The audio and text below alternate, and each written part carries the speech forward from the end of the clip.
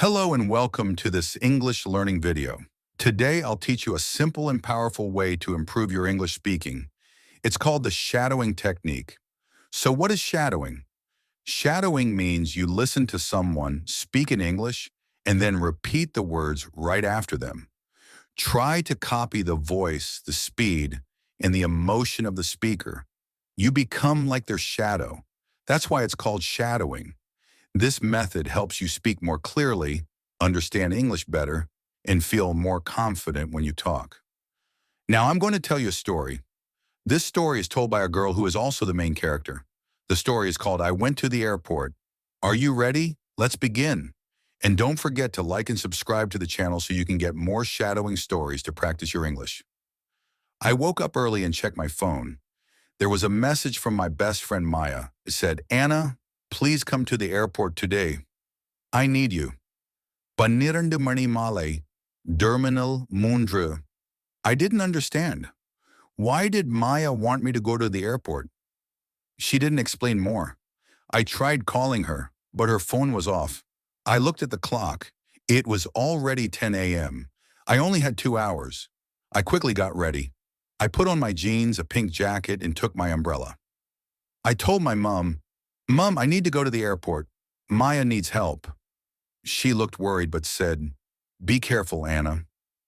I took the bus. It was cold and wet. The bus was full of people, and I had to stand the whole way. I kept looking out the window. The sky was gray, and I saw planes far away. Finally, I arrived at the airport. It was big and noisy. People were running, talking, and carrying bags. I looked for Terminal 3. It took me 10 minutes to find it, but when I got there, Maya wasn't there. I waited 10 minutes, 15 minutes, 20 minutes, still no Maya. I began to feel nervous. I looked around and saw a girl sitting by the window. She had a suitcase and was crying. I walked over and asked, Are you okay? She looked up, her eyes red. I missed my flight, she said. I don't know what to do. I sat beside her and said, My name is Anna. Can I help you? She told me her name was Sarah. She had come from another city to see her father, but she was late and her plane had already left. I gave her a bottle of water from my bag. We talked for a while. She was kind. She said, You're a good person. Thank you. Suddenly my phone rang. It was Maya. I quickly picked it up. Anna, where are you? She asked. I'm at Terminal 3 waiting for you, I said. Maya replied, Oh no, I meant Terminal 2. I'm here and I'm scared. Please come fast. I said goodbye to Sarah and ran to Terminal 2. My heart was beating fast. When I got there, I saw Maya sitting on the floor crying. Maya, I shouted. She looked up and ran to hug me. Anna, I didn't know who to call. I'm so scared, she said. What happened? I asked. She looked at me and said something shocking. I think someone is following me. I was surprised. Who? Why? I asked. I don't know, Maya said. On the bus to the airport, I saw a man watching me. When I got down, he got down too. I ran inside and tried to hide. There were so many people. Maybe it was nothing, I said. Maybe you're just scared. No, she said. I saw him again at the coffee shop. Just then, Maya pointed at someone. That's him, she whispered. I turned and saw a man wearing a black cap and a brown coat standing near the exit.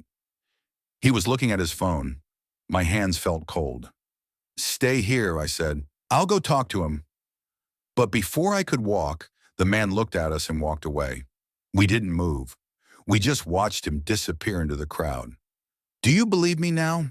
Maya asked. I nodded. We sat in silence for a few minutes. Then I said, Let's tell the airport police. We went to the help desk and told them everything. They listened carefully and said, Don't worry, we'll check the cameras. We felt a little safer after that. Maya smiled at me. I'm lucky to have you, she said. Next time, tell me the right terminal, I replied. We laughed. But something still didn't feel right. Why was the man following her? Was it just a mistake? Or was something else going on? I looked at Maya and said, "Let's go home, but we need to be careful." She nodded and we walked outside together. It was still raining. I opened my umbrella. We got into a taxi. As we sat in the back seat, I saw something through the window. A man, a black cap, a brown coat. He was watching us again. The taxi started moving. Rain hit the windows. Maya sat next to me holding my hand. I looked out the window again. The man with the black cap was standing under a tree watching our taxi. My heart beat faster. "Maya," I whispered. "He's still there. He saw us leave." Maya looked out and saw him too. Her eyes filled with fear. "Do you think he will follow us?" she asked. "I don't know," I said, "but we're not going home. We need to be smart." I told the driver, "Sir, can you take us to the main city mall?" "Not home." He said, "Okay," and changed direction. I looked behind us. A black car turned after us. I felt a chill. "Maya, that car, it's behind us." Maya looked back. It was the same man. He was driving. "Why is he doing this?" she asked. "I don't even know him." I didn't have any answers. We reached the mall. It was big, busy, and full of people. We quickly got out and walked inside. The man didn't stop. He parked and followed us. We walked fast, going into a shoe store, then a clothing shop. "He's still coming," Maya said. I grabbed her hand. "We have to find a guard." We found a security officer. "Sir," I said, "a man is following us. Please help." The guard looked serious. "Can you show me who?" We pointed at the man. The guard walked over and asked, "Sir, why are you following these girls?" The man looked surprised. "I'm not following them," he said. "She's my sister," he added, pointing at Maya. Maya stepped back. "What? You're lying," she shouted. The guard said, "You need to come with me, sir." The man tried to run, but 2 more guards came and stopped him. The police were called. We sat down and waited. A kind lady brought us tea. Maya was shaking. I put my arm around her. The police came and asked us many questions. They also checked the mall's security cameras. After some time, an officer returned.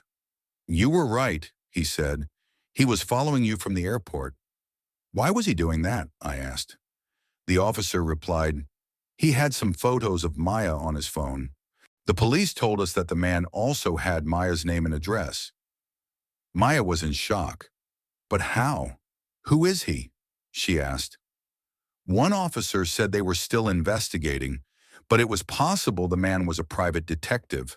Someone had paid him to follow her. Maya's voice dropped to a whisper. "No, it can't be him." I turned to her. "Who?" I asked gently. She looked down and said quietly, "My ex-boyfriend. I broke up with him last month. He was angry." The officer said that could be a motive, but they would continue looking into it. Maya started to cry. "I was so scared," she said. I wrapped my arms around her. "It's okay. You're safe now." After a few hours, the police let us go and told us they would contact us if they needed more information. Outside the mall, it was still raining, but somehow the rain felt softer, like things were going to be all right. We took another taxi home. Maya leaned on my shoulder and fell asleep. She looked exhausted but peaceful. When we got home, my mom opened the door. She looked deeply worried. "Where have you girls been?" she asked. "I saw something on the news. Something happened at the airport." I told her the whole story. She hugged both of us tightly and said, "You are my brave girls." That night I couldn't sleep. I kept thinking about everything. The strange message, the airport, meeting Sarah, the man in the black cap. So much had happened in just one day, but I felt proud. I had helped someone I didn't know. I had protected someone I loved, and I stayed strong, even when I was scared. A week later, something lovely happened. I was working at the bookstore, helping a customer, when I heard someone call my name. "Anna!" I turned around and saw Sarah, the girl from the airport, smiling brightly. I found you, she said. I laughed. You remembered the name of my bookstore. She nodded. I wanted to say thank you again. You were so kind that day. We sat down for coffee. She told me she had met her father that same night, and now she was living in our town. Then she said, I don't have many friends here. Can we be friends? I smiled and said, yes, I'd love that. That day I realized something important. Life brings scary moments. Sometimes we don't understand why things happen, but when we choose courage, when we help others, when we stay kind and strong, good things come back to us. I went to the airport that day to help a friend, but I found so much more. I found courage, I found friendship, and I found the strength inside myself.